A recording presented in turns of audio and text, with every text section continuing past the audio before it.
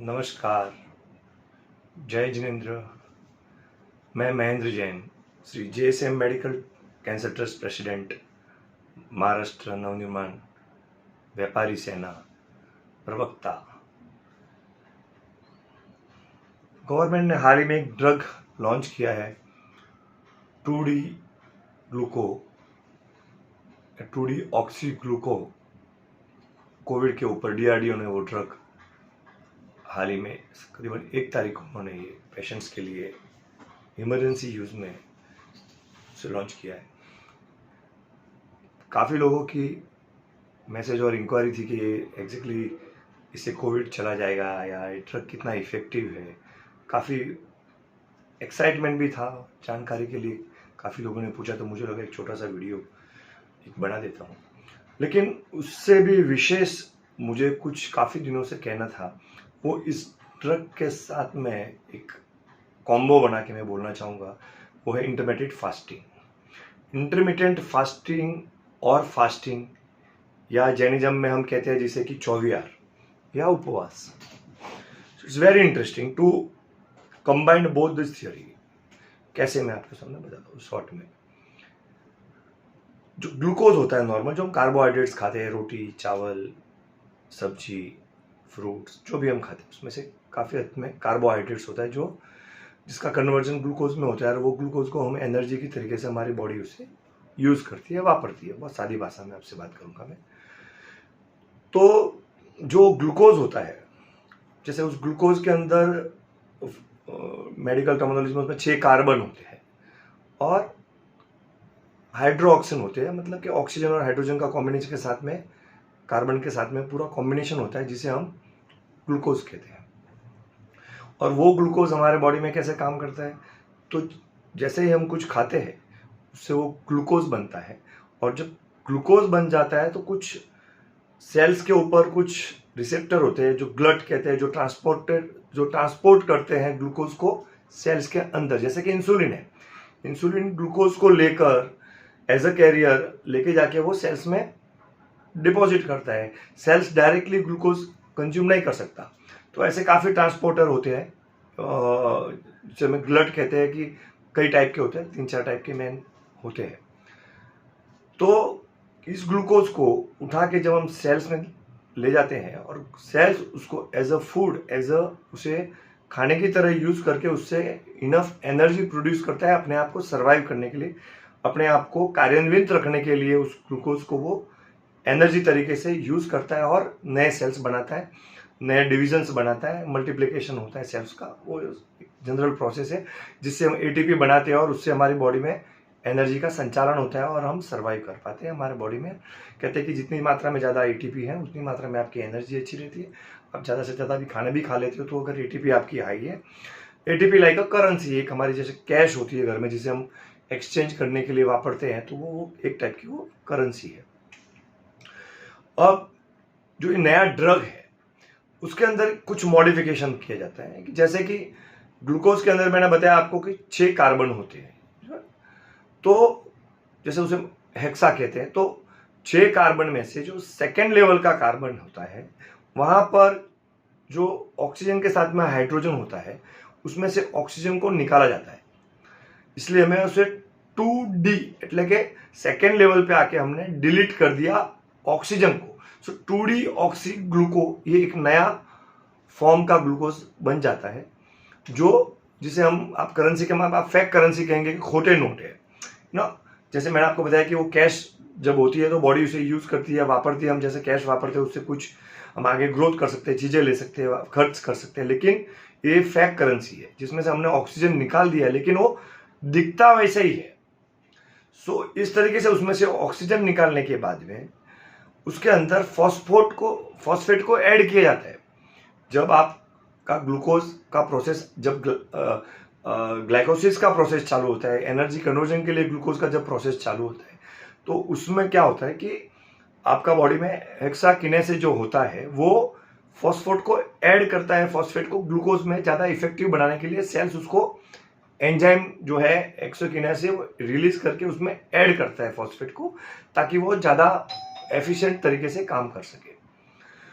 अब ये जब फॉस्फेट इस फैक ग्लूकोज में 2D ग्लूकोज में जब ऐड होता है तो उसे हम कहते हैं कि नॉर्मल कोर्स में जब ग्लूकोज को फॉस्फेट ऐड होता है तो उसे हम ग्लूकोज 6 फॉस्फेट कहते हैं जो नॉर्मल है। और इसमें जब ऐड होता है फॉस्फेट तो उसको 2D ग्लूकोज 6 फॉस्फेट कहा जाता है जो कि डुप्लीकेट फॉर्म है। अभी यहां से आगे जब ये 2D ग्लूकोफॉस्फेट बन जाता है वहां से आगे वो कोई भी चीज आगे उसमें चलती नहीं है, ना एनर्जी बनती है, ना कन्वर्जन बनता है, ना कुछ बनता है, क्योंकि ये डुप्लीकेट है, ये फेक है।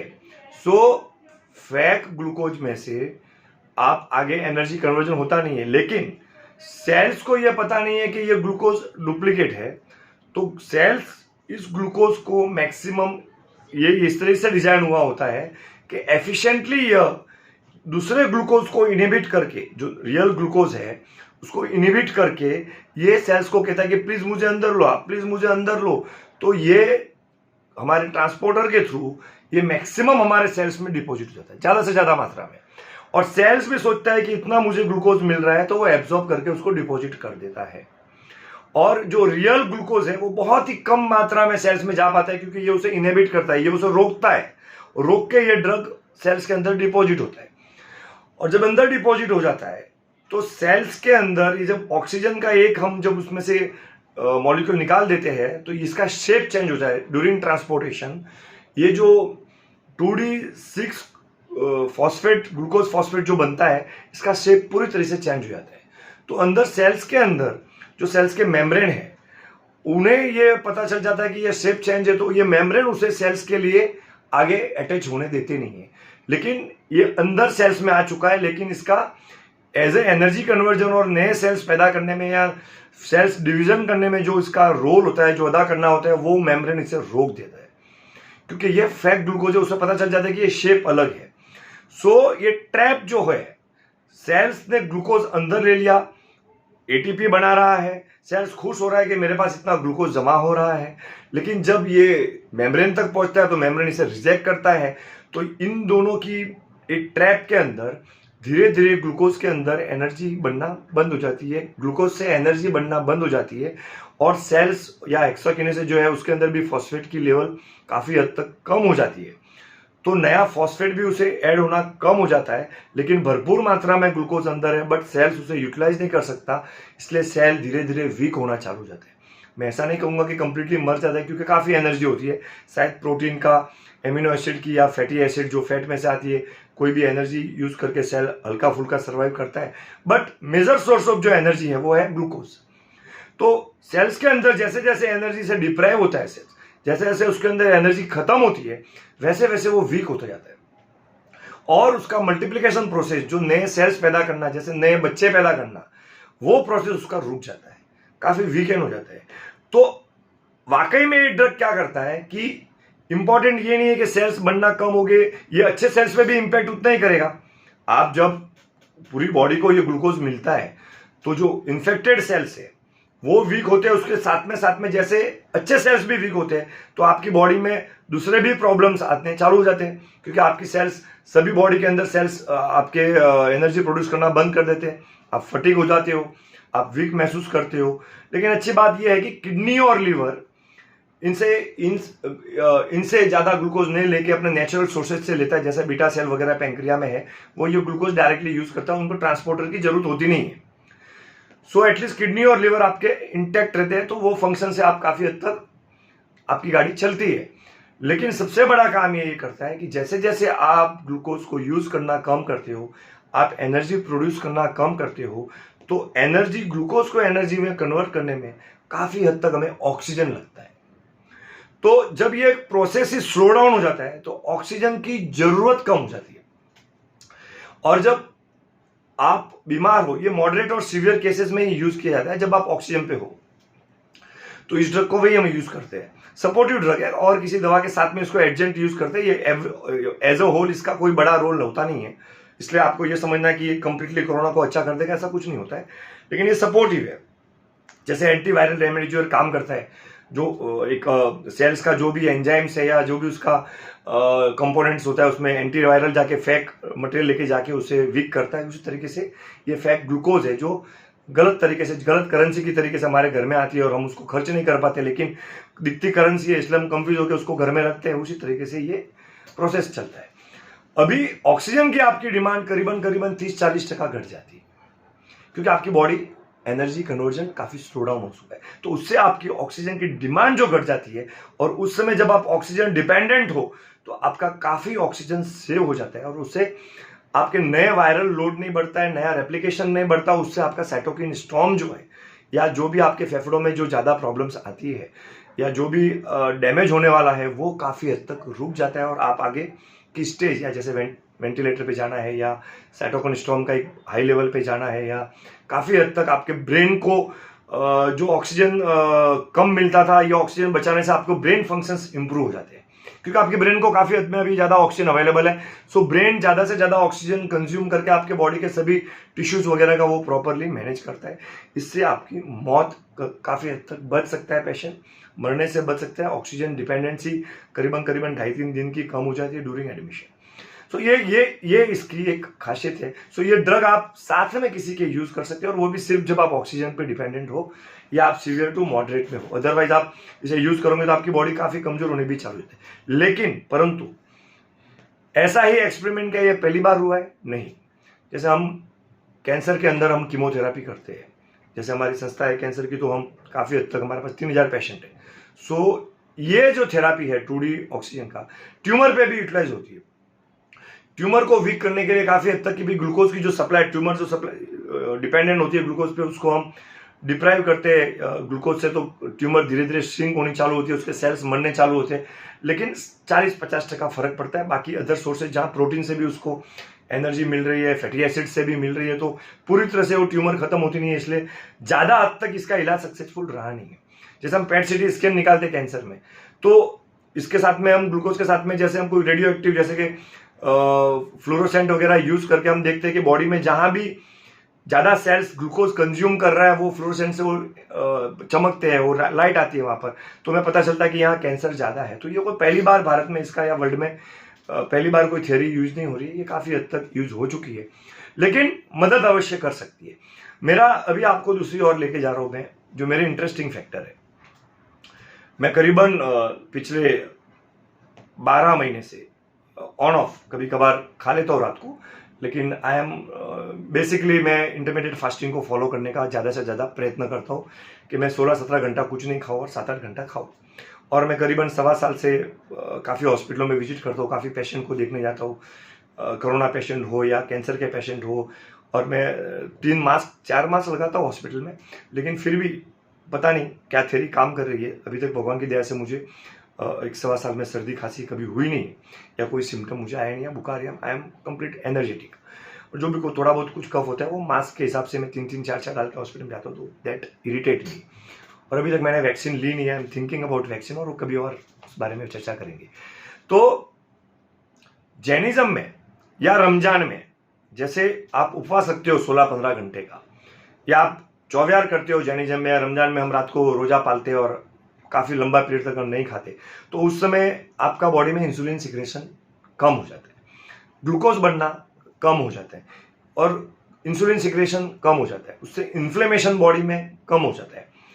और अगर कहते हैं कि आप 18 घंटा से 72 घंटे के बीच में अगर आप उपवास करते हो, हम जैनों में कहते हैं कि तेला, या 3 दिन का उपवास, या 18 से 72 घंटे के बीच में जहां भी आपका ऑटोफेजी का मतलब है अच्छा सेल्स बुरा सेल्स को खा के सर्वाइव करता है। ब्रेन के अंदर जो डेड प्रोटीन है वो भी वेस्ट को हम एनर्जी के लिए यूज करती है बॉडी टू सर्वाइव। सो जब बॉडी ऑटोफेजी फेज में जाती है तो 18 और 72 घंटे के बीच में, तो उस समय अच्छे सेल्स अपने आप को सर्वाइव करने के लिए, क्योंकि उनको खुराक नहीं मिल रही है, ग्लूकोज नहीं मिल रहा है, खाना नहीं मिल रहा है, तो सर्वाइव करने के लिए वो सेल्स डेड सेल्स को खाते हैं। इसमें भी ऐसा ही होता है कि इसमें जो डेड सेल्स है, जो आप 2D ग्लूकोज जब आप लेते हो, तो डेड सेल्स को भी काफी, अगर आप नया ग्लूकोज देते हो तो वो सर्वाइव ज्यादा करते हैं, वो फिर से जिंदा होने की कोशिश करते हैं, जो पार्शियली डैमेज सेल्स है। तो ये दोनों कंडीशन में क्या होता है, आप उनको ग्लूकोज से डिप्राइव करते हो तो डेड सेल्स जो कचरा है या जो इन्फेक्टेड सेल्स है वो मरना चालू होते हैं, और अच्छे सेल्स जो है वो अपने आप को सर्वाइव करने के लिए इनको खाते हैं। We call it autophagy. So इस तरीके से बॉडी अपने अंदर का कचरा खा के अपने आप को सर्वाइव करने की प्रयत्न करती है। बॉडी मरना नहीं चाहती, बॉडी सर्वाइव करना चाहती है। ब्रेन के अंदर जितना डेड प्रोटीन है उसे भी बॉडी यूटिलाइज करती है in the form of fuel.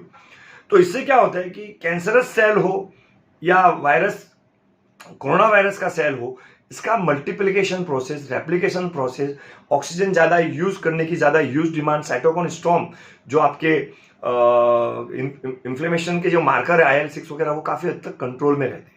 तो ये दोनों को अगर आप कंपेयर करती है, जो गवर्नमेंट ने DRDO ने निकाला है, वो हमारे जैनिज्म में या मुस्लिम धर्म में जैसे रमजान या कोई और धर्म में जो उपवास की प्रक्रिया है, वो काफ़ी हद तक इसे ऐड करने से रिजल्ट बहुत ही बेहतरीन हो सकते हैं, ऐसा मेरा मानना है। I am not a scientist और I am not a doctor, लेकिन मैं मेरे लिए खुद के लिए ये इस पर मैं काफ़ी हद तक काम कर रहा हूँ। आप अगर शाम को 6 बजे खाना बंद करते हो और काफ़ी लेट अगर सुबह 11-12 बजे तक आप खाली पेट रहते हो तो और उसके बाद में आप 2 मील अच्छे कर देते हो विथ प्रोटीन एंड न्यूट्रिएंट्स, क्योंकि कोरोना के अंदर आपको खाना भी आपको अच्छे प्रोटीन और अच्छे न्यूट्रिएंट्स की काफ़ी ज़रूरत है। आप ऐसे ही पूरा खाना नहीं छोड़ सकते। सो मेरा मारवाड़ी में जैसे कहते हैं हम कि